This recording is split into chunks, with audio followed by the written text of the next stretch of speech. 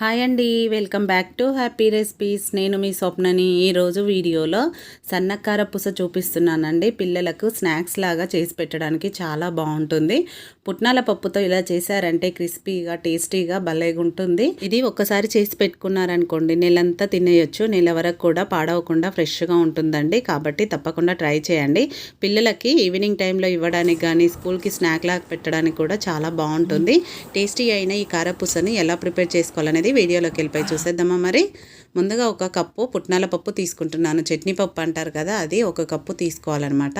ఇప్పుడు దీన్ని ఒక మిక్సర్ జార్లోకి వేసుకొని మెత్తని పిండిలాగా గ్రైండ్ చేసుకోవాలి. ఈ పప్పుతో చేయడం వల్ల కారపూస కూడా భలే క్రిస్పీగా టేస్టీగా ఉంటుందండి. దీన్ని ఇప్పుడు మెత్తగా గ్రైండ్ చేసుకోవాలి. ఎక్కడ పలుకులు అనేది లేకుండా వీలైనంత మెత్తగా గ్రైండ్ చేసుకోవాలన్నమాట.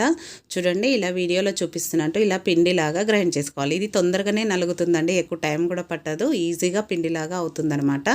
ఇలా పిండిలాగా చేసుకున్నాక దాన్ని పక్కన పెట్టేసి దాన్ని కలుపుకోవడానికి ఒక పెద్ద బౌల్ తీసుకోవాలి. దాంట్లోకి జల్లెడ పెట్టేసుకొని ఈ విధంగా దీంట్లోకి ఇప్పుడు మనం ఏ కప్పుతో పుట్నాల పప్పు తీసుకున్నామో అదే కప్పుతో 3 కప్పుల బియ్యం పిండిని వేసుకోవాలి. పొడి బియ్యం పిండే అండి, తడి బియ్యం పిండి కాదు. పొడి బియ్యం పిండినే 3 కప్పులు వేసుకోవాలి. 1 కప్పు పుట్నాల పప్పుకు 3 కప్పుల బియ్యం పిండి వేసుకుంటే కరెక్ట్గా సరిపోతుంది అనమాట. పిండిని జల్లించుకోవాలి. పిండిని ఎందుకు జల్లించుకోవాలంటే మనం చేసేది కారపూస కదా, కారపూసకి మధ్యలో ఏది రాకుండా ఈజీగా రావాలి కాబట్టి ఇలా జల్లించుకుంటే దాంట్లో ఏమైనా ఉంటే తీసేసుకోవచ్చు అనమాట. ఇప్పుడు ఈ జల్లించుకున్నాక నెక్స్ట్ పుట్నాల పప్పు పిండిని కూడా జల్లించుకోవాలి. ఇది కూడా కంపల్సరీగా జల్లించుకోవాలండి. ఏవైనా చిన్నగా ఉన్నా కూడా తీసేసుకోవచ్చు అనమాట. మనం ఆల్రెడీ గ్రైండ్ చేసుకున్నాం కాబట్టి ఎక్కడో ఒక దగ్గర కొద్దిగానన్నా ఉంటుంది కదా పప్పులాగా, సో అందుకని తీసుకున్నాక ఇలా జల్లించుకున్నాక ఇప్పుడు నెక్స్ట్ దీంట్లోకి కొంచెం పసుపు, అలాగే రుచికి సరిపడా కారం. నేను ఇక్కడ వామును వేయించి పొడి చేసుకున్నానండి, ఎందుకంటే అది సన్నకారపూస కాబట్టి ఇలా గ్రైండ్ చేసుకునే వేసుకోవాలి. అలాగే రుచికి సరిపడా ఉప్పు. వామును మాత్రం మీరు కొంచెం లైట్గా వేయించుకొని పొడి చేసుకోవాలండి. అలాగే వేస్తే మనకు కారపూసల నుంచి బయటకి రాదు, మధ్యలో తడుతుంది. కాబట్టి వేయించి పొడి చేసుకొని మాత్రమే వేసుకోవాలి.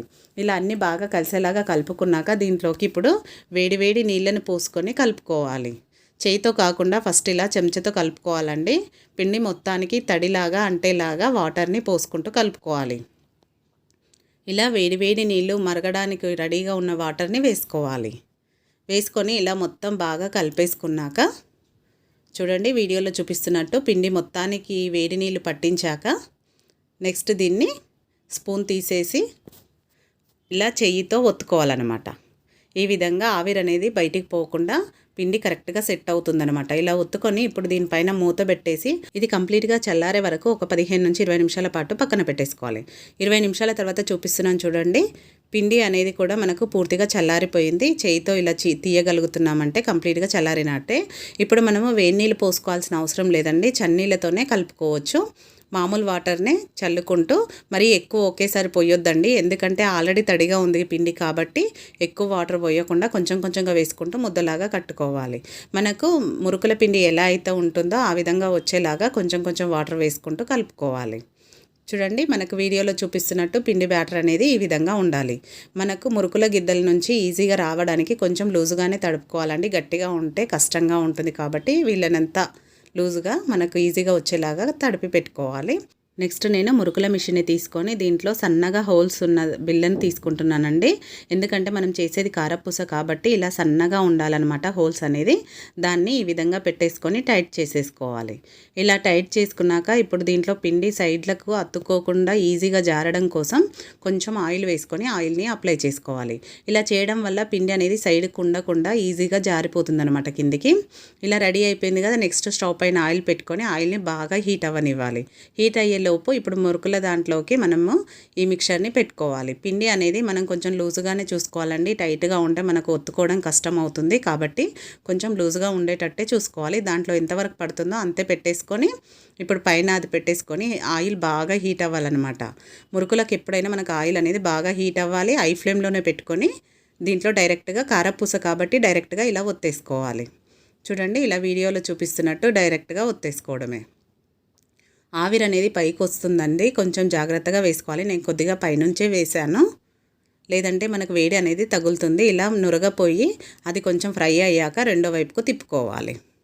హై ఫ్లేమ్లోనే పెట్టుకోవాలండి, ఎక్కువ టైం పట్టది, తొందరగా కాలిపోతుంది. ఎందుకంటే ఇది కారపూస కాబట్టి ఈజీగా ఫ్రై అయిపోతుంది. ఇలా తీసేసి ఒక బౌల్లోకి వేసేసుకోవడమే. నెక్స్ట్ ఇంకొకటి కూడా చూపిస్తాను చూడండి. ఇలానే డైరెక్ట్గా ఒత్తేసుకుంటే ఎంతో టైం పట్టదండి, చాలా తక్కువ టైంలో ఎంత క్వాంటిటీ ఉన్నా ఈజీగా ఒక్కరే చేసుకోగలుగుతారండి. కొంచెం వేసేటప్పుడు మాత్రం జాగ్రత్తగా పైనుంచి వేసుకోవాలి, ఎందుకంటే చేతికి వేడి అనేది తగులుతుంది కాబట్టి కొంచెం జాగ్రత్తగా వేసుకోవాలి అంతే.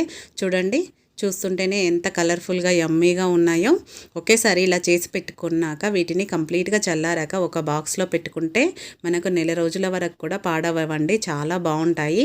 పిల్లలకు స్కూల్ నుంచి రాగానే కానీ లేదంటే స్కూల్లో స్నాక్స్ లాగా పెట్టడానికి కూడా బాగుంటుంది. చూడండి ఎంత క్రిస్పీగా వచ్చాయో.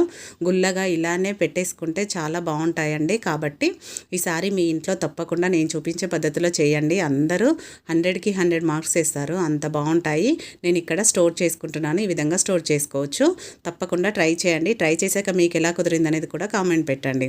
అలాగే ఈ వీడియో మీకు నచ్చితే ఒక లైక్ చేయండి, మీ ఫ్రెండ్స్ రిలేటివ్స్తో షేర్ చేసుకోండి. మరిన్ని ఇలాంటి టేస్టీ రెసిపీస్ కోసం మన ఛానల్ వెంటనే సబ్స్క్రైబ్ చేసుకోండి. Thank you for watching.